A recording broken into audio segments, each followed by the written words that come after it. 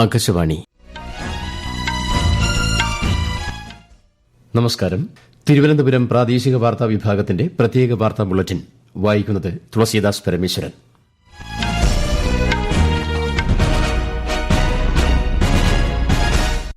രാജ്യത്തെ അതിർത്തി മേഖലയിൽ പാക് പ്രകോപനം തുടരുന്ന സാഹചര്യത്തിൽ പ്രദേശങ്ങളിൽ ശക്തമായ ജാഗ്രത.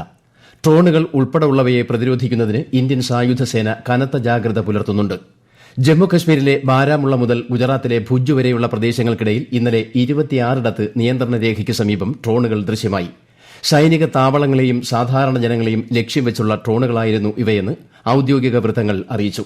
ഇന്ത്യൻ സൈന്യം ശക്തമായി തിരിച്ചടിക്കുന്നുണ്ട്. ഫിറോസ്പൂരിലെ ജനവാസ മേഖലയിൽ ഉണ്ടായ ഡ്രോൺ ആക്രമണത്തിൽ ഒരു കുടുംബത്തിലെ അംഗങ്ങൾക്ക് സാരമായ പരിക്കേറ്റു. അതിർത്തി മേഖലയിൽ താമസിക്കുന്ന ജനങ്ങൾ സുരക്ഷാ നിർദ്ദേശങ്ങൾ കർശനമായി പാലിക്കണമെന്ന് നിർദ്ദേശമുണ്ട്. അത്യാവശ്യ ഘട്ടങ്ങളിലല്ലാതെ വീടിന് പുറത്ത് ഇറങ്ങരുതെന്ന് മുന്നറിയിപ്പ്. ദേശീയ സുരക്ഷ സംബന്ധിച്ച വാർത്തകൾ പ്രചരിക്കുന്നതുമായി ബന്ധപ്പെട്ട് വാർത്താവിതരണ പ്രക്ഷേപണ മന്ത്രാലയം മാധ്യമ പ്രതിനിധികളുടെ യോഗം ചേർന്നു. ടെലിവിഷൻ, സമൂഹ മാധ്യമങ്ങൾ തുടങ്ങിയവയിലൂടെ പ്രചരിക്കുന്ന വാർത്തകളുടെ വസ്തുത പരിശോധിക്കുന്നതിന് മുൻഗണന നൽകാൻ പ്രതിനിധികൾക്ക് നിർദ്ദേശം നൽകി. കൂടാതെ എല്ലാ മാധ്യമങ്ങളും ലേഖകരിൽ നിന്ന് ലഭിക്കുന്ന ആധികാരിക വാർത്തകൾ, ഫോട്ടോഗ്രാഫുകൾ, വീഡിയോകൾ തുടങ്ങിയവ വാർ റൂമിലെ പ്രതിനിധികളുമായി പങ്കിടണമെന്നും നിർദ്ദേശിച്ചിട്ടുണ്ട്. അതിർത്തി മേഖലയിൽ സംഘർഷം തുടരുന്ന പശ്ചാത്തലത്തിൽ രാജ്യത്തുടനീളമുള്ള 32 വിമാനത്താവളങ്ങൾ ഈ മാസം 14 വരെ താൽക്കാലികമായി അടച്ചിടുമെന്ന് എയർപോർട്ട് അതോറിറ്റി ഓഫ് ഇന്ത്യ അറിയിച്ചു. അമൃത്സർ, ചണ്ഡിഗഡ്, ജമ്മു, ശ്രീനഗർ, ഭുജ്, ജാംനഗർ, ജയ്സാൽമീർ, പഠാൻകോട്ട് തുടങ്ങിയ പ്രധാന സ്ഥലങ്ങളിലെ വിമാനത്താവളങ്ങളും ഇതിൽ ഉൾപ്പെടുന്നു. അതേസമയം ഡൽഹി അന്താരാഷ്ട്ര വിമാനത്താവളത്തിന്റെ പ്രവർത്തനം സാധാരണ നിലയിൽ ആയതായി അധികൃതർ അറിയിച്ചു. എന്നാൽ വിമാനങ്ങളുടെ സമയക്രമീകരണത്തിൽ മാറ്റം ഉണ്ടാകാൻ സാധ്യതയുള്ളതിനാൽ യാത്രക്കാർ അതത് എയർലൈൻസുകളുമായി ബന്ധപ്പെടണമെന്നും വിമാനത്താവളത്തിലെ സുരക്ഷാ നടപടികളുമായി സഹകരിക്കണമെന്നും നിർദ്ദേശമുണ്ട്. ഇന്ത്യൻ നഗരങ്ങളെയും സൈനിക സംവിധാനങ്ങളെയും ജനവാസ കേന്ദ്രങ്ങളെയും ലക്ഷ്യമിട്ടാണ് പാകിസ്ഥാൻ ആക്രമണം നടത്തുന്നതെന്ന് വിദേശകാര്യ സെക്രട്ടറി വിക്രം മിശ്രി. വിദേശകാര്യ മന്ത്രാലയവും സൈനിക വൃത്തങ്ങളും ന്യൂഡൽഹിയിൽ നടത്തിയ സംയുക്ത വാർത്താ സമ്മേളനത്തിൽ സംസാരിക്കുകയായിരുന്നു അദ്ദേഹം. കൃത്യമായ തിരിച്ചടിയാണ് ഇന്ത്യൻ സേന പാകിസ്ഥാന് നൽകിയത്.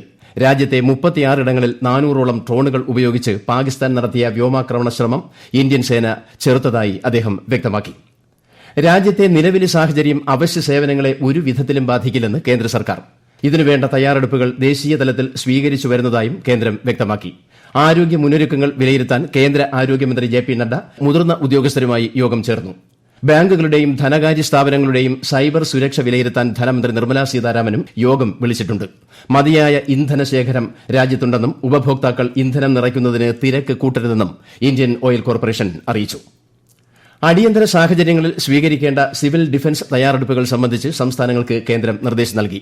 വ്യോമാക്രമണ സാധ്യത കണക്കിലെടുത്ത് മുന്നറിയിപ്പ് സൈറൻ മുഴങ്ങുമ്പോൾ സ്വീകരിക്കേണ്ട മുൻകരുതലും നടപടികളും സംബന്ധിച്ച നിർദ്ദേശങ്ങൾ സംസ്ഥാന ദുരന്ത നിവാരണ അതോറിറ്റി പുറത്തിറക്കി. സൈറൻ കേട്ടാൽ ഉടൻ ഒരാഴ്ച ഭക്ഷണം തയ്യാറാക്കാൻ ആവശ്യമായ പലവ്യഞ്ജനങ്ങൾ, എണ്ണ, ഗ്യാസ് എന്നിവ കരുതുക. വെള്ളവും ഭക്ഷണവും അടിസ്ഥാന മരുന്നുകളും അടങ്ങിയ എമർജൻസി കിറ്റ് തയ്യാറാക്കേണ്ടതാണ്. 90 സെക്കൻഡ് നീണ്ട സൈറൻ അപകട സൂചനയും 30 സെക്കൻഡുള്ള സൈറൻ സുരക്ഷിതമാണെന്ന സൂചനയുമാണ്.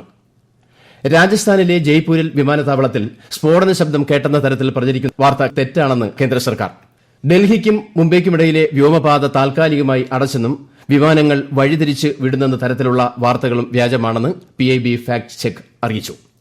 ഇന്ത്യയും പാകിസ്ഥാനും തമ്മിൽ സംഘർഷം തുടരുന്ന സാഹചര്യത്തിൽ അതിർത്തി പ്രദേശങ്ങളിൽ ആരോഗ്യ അടിസ്ഥാന സൌകര്യങ്ങളുടെ ലഭ്യത, അവശ്യ വസ്തുക്കളുടെ വിതരണം, വില നിയന്ത്രണം എന്നിവ ഉറപ്പാക്കാൻ മുൻകരുതൽ നടപടികൾ സ്വീകരിച്ച് ഗുജറാത്ത് സർക്കാർ.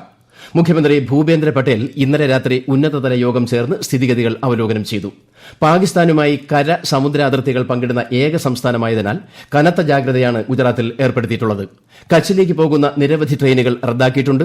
ഗുജറാത്തിലെ 7 വിമാനത്താവളങ്ങൾ ഈ മാസം 15 വരെ അടച്ചിടും.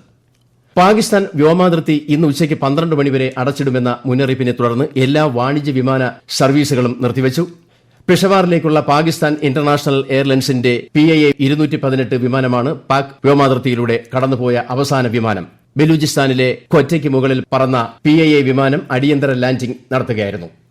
ഇന്ത്യ പാക് അതിർത്തി മേഖലയിലെ നിലവിലെ സാഹചര്യം വിശദീകരിക്കാൻ രാവിലെ വാർത്താ സമ്മേളനം ഉണ്ടാകുമെന്ന് പ്രതിരോധ മന്ത്രാലയം അറിയിച്ചു. പ്രത്യേക വാർത്താ ബുള്ളറ്റിൻ കഴിഞ്ഞു. ആകാശവാണി വാർത്തകൾ all India radio news Thiruvananthapuram എന്ന യൂട്യൂബ് ചാനലിൽ ലഭ്യമാണ്. അടുത്ത വാർത്താ പ്രക്ഷേപണം 6:45-ന്.